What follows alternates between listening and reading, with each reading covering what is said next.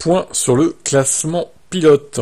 47 points de retard pour Lando Norris, il reste 4 courses et 2 sprints. Bon, honnêtement, il a repris pas mal de points, mais bon, ça aurait été mieux qu'il gagne. Ça aurait été 7 points supplémentaires. Malheureusement, je pense que c'est toujours pas que ça suffira. Il faut, une fois pour toutes, un 25-0 ou un 18-0 au minimum, quoi, pour le relancer complètement. Mais là, on en est loin. Hein. Là, on en est loin. En plus, la McLaren n'est même plus dominatrice, donc ça va être compliqué pour lui. Charles Leclerc se rapproche un petit peu plus de Norris, aussi. Ah bah non, j'ai rien dit.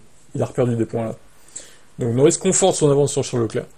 Piastri, alors lui, par contre, Piastri, il se fait rattraper par Sainz. Ça m'inquiète un peu, quoi. Hamilton a repris un petit peu d'air sur Russell, après que ce dernier ait vendu sa mère pour rester devant, mais bon, il n'a pas réussi. Sergio Perez, voilà, rien d'autre à dire. 8ème et tout seul dans sa 8ème place. Alonso, c'est la Bérésina, DNF. Hülkenberg a remarqué quelques points. Stroll, non. Tsunoda, non. Magnussen a remarqué des points aussi. Gasly a remarqué un petit point. Peut-être peut-il revenir sur Ricardo d'ici la fin de saison ou Albon, à voir. Et derrière, ça n'a pas bougé. Alors, on va passer au constructeur, ma foi. McLaren se fait rattraper encore par Ferrari, ils sont plus qu'à 29 points les rouges. Aïe aïe aïe, attention McLaren là.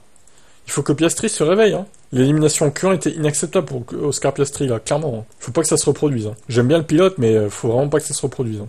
Bon, Red Bull, ils sont largués, constructeurs, hein. C'est bon, ils gagneront plus, c'est sûr. Mercedes, ils sont seuls au monde. Aston aussi. As qui conforte son avance sur Vcarb, tant mieux. Et Alpine qui revient un petit peu sur Williams, du coup. 3 points d'écart entre les deux. Et Kick-Sauber, toujours 0 points. Prochain GP, bah, ce sera ce dimanche. Weekend sprint encore, au grand malheur des anti-sprint. Ils vont encore pleurer parce qu'il n'y a pas de 300 essais libres, du coup. C'est vrai que c'est tellement passionnant les essais libres.